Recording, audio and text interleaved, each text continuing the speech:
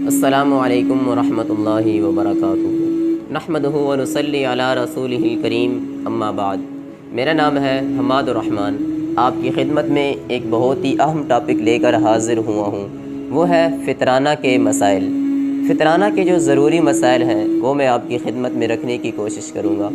سب سے پہلی بات فطرانہ کے مسائل کے متعلق کہ فطرانہ فرض ہے، مستحب ہے، اس کی شرعی حیثیت کیا ہے؟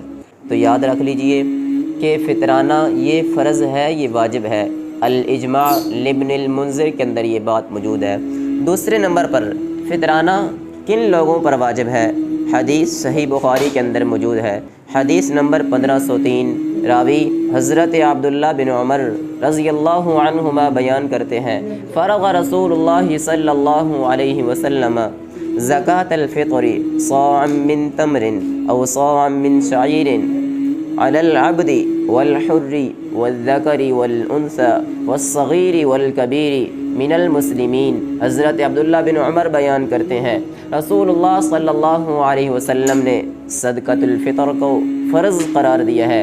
اس کو فطرانہ بھی کہتے ہیں اور اس کو زکاۃ الفطر بھی کہتے ہیں۔ اللہ کے رسول صلی اللہ علیہ وسلم نے اس کو فرض قرار دیا ہے۔ صاع من تمر، ایک صاع کھجور کا یا ایک صاع من شعیر، جو کا۔ کن لوگوں پر واجب ہے؟ علی العبد والحر، صدقۃ الفطر فطرانہ اور زکاۃ الفطر یہ غلام پر بھی واجب ہے، آزاد پر بھی واجب ہے۔ اسی طرح والذکر والانثى، مرد ہو یا عورت ان پر بھی واجب ہے۔ والصغیر والکبیر، چھوٹے ہوں یا بڑے ان پر بھی واجب ہے۔ من المسلمین، جس کا تعلق اسلام کے ساتھ ہے، مسلمانوں میں سے جو ہیں ان پر صدقۃ الفطر، زکاۃ الفطر یا فطرانہ یہ واجب ہے۔ اور جو غلام ہے، حضرت ابو ہریرہ رضی اللہ عنہ بیان کرتے ہیں، رسول اللہ صلی اللہ علیہ وسلم نے فرمایا، حدیث مسلم شریف کے اندر موجود، حدیث نمبر 982 ہے، اللہ کے رسول فرماتے ہیں، لیس فی العبد صدقۃ الا صدقۃ الفطر، یہ غلام پر زکوٰۃ فرض نہیں ہے لیکن فطرانہ زکاۃ الفطر یہ غلام پر بھی واجب ہے۔ تیسری بات کہ فطرانہ کتنا ادا کرنا ہوگا، تو یاد رکھ لیجئے فطرانہ 2.5 کلو بنتا ہے۔ چوتھے نمبر پر فطرانہ میں کیا کیا ادا کر سکتے ہیں، فطرانہ میں کن چیزوں کو ادا کیا جا سکتا ہے؟ تو فطرانہ میں گندم، جو، شعیر، منقع، کشمش، کھجور وغیرہ آپ ان کو فطرانہ میں ادا کر سکتے ہیں۔ ان میں سے فطرانے کو ادا کیا جا سکتا ہے۔ اور آپ کی جو غذا ہے، جو زیادہ تر لوگ کھاتے ہیں، جو لوگوں کی غذا ہو، اس میں سے 2.5 کلو ادا کیا جا سکتا ہے۔ ہاں، اس کے بدلے میں پیسے بھی دیے جا سکتے ہیں۔ عمر بن عبدالعزیز رحمہ اللہ کا بھی یہی قول ہے، مصنف ابن ابی شیبہ کے اندر موجود ہے، جلد 3 صفحہ 173۔ امام بخاری رحمہ اللہ کا بھی یہی موقف ہے، اور یحییٰ بن معین رحمہ اللہ تاریخ ابن معین کے اندر فرماتے ہیں، یحییٰ بن معین الماہر علل الحدیث سے، وہ تاریخ ابن معین کے اندر فرماتے ہیں کہ چاندی بھی زکاۃ الفطر، صدقۃ الفطر میں دی جا سکتی ہے۔ 5ویں نمبر پر یہ جو فطرانہ ہے اور زکاۃ الفطر یہ کب ادا کریں گے؟ رسول اللہ صلی اللہ علیہ وسلم نے فرمایا، وَأَمَرَ بِهَا أَن تُؤَدَّى قبل خروج الناس الى الصلاة، حوالہ صحیح بخاری، حدیث نمبر 1503۔ اللہ کے رسول صلی اللہ علیہ وسلم فرماتے ہیں کہ فطرانہ زکاۃ الفطر یا جیسے صدقۃ الفطر کہتے ہیں، یہ عید کی نماز پڑھنے سے پہلے ادا کرنا ہوگا۔ اب جو بندہ عید کی نماز پڑھنے کے بعد ادا کرے گا تو اس کے صدقے کو کیسا شمار کیا جائے گا؟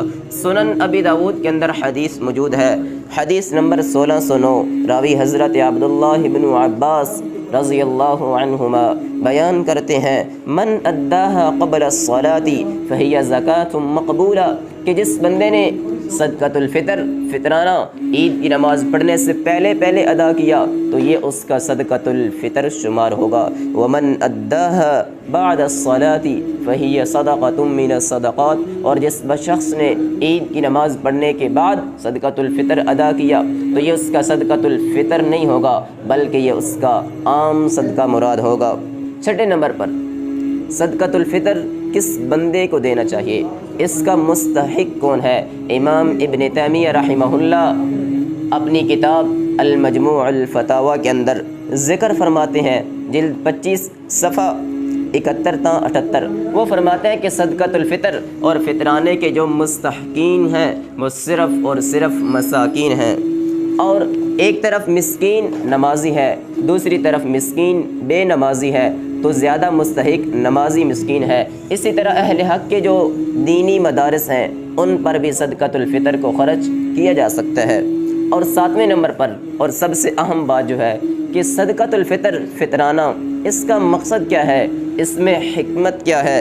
رسول اللہ صلی اللہ علیہ وسلم نے فرمایا زکوٰۃ الفطر طہرۃ للصائم من اللغو والرفث وطعمۃ للمساکین، کہ صدقۃ الفطر کو ادا کرنے کی جو حکمت اور مقصد، مسلمان مومن رمضان المبارک کے 29 یا 30 روزے رکھتا ہے، اس سے انجانے کے اندر کوئی لغو بات ہو جاتی ہے، کوئی بیہودہ گفتگو کر بیٹھتا ہے، کمی بیشی روزوں کے اندر ہو جاتی ہے، تو اس کے برکت کی وجہ سے اللہ تعالیٰ معاف فرما دیتے ہیں۔ اس کی دوسری حکمت یہ ہے وَطُعْمَةً لِّلْمَسَاكِينَ، مساکین کی خوراک کا بندوبست کرنے کے لیے۔ تو اس کی یہ 2 حکمتیں ہیں۔ فطرانہ یہ شکر کی بہترین صورت ہے، اللہ کی رضا کا باعث ہے۔ فطرانے کے ذریعے گھر میں خیر و برکت نازل ہوتی ہے، گھر کے اندر امن اور سکون قائم ہو جاتا ہے، ہر قسم کی برائی اور شر سے بچنے کا محفوظ ترین ذریعہ ہے، نفرتوں اور قدورتوں کا قلع قمع ہوتا ہے۔ اس سے یعنی صدقۃ الفطر فطرانہ اور زکوٰۃ الفطر سے یہ معاشرہ ایک باوقار معاشرہ تشکیل پاتا ہے۔ اس لیے صدقۃ الفطر اور فطرانے کو کبھی بھی ہلکا نہ جانیں، بلکہ اس کو ہر صورت میں ادا کریں۔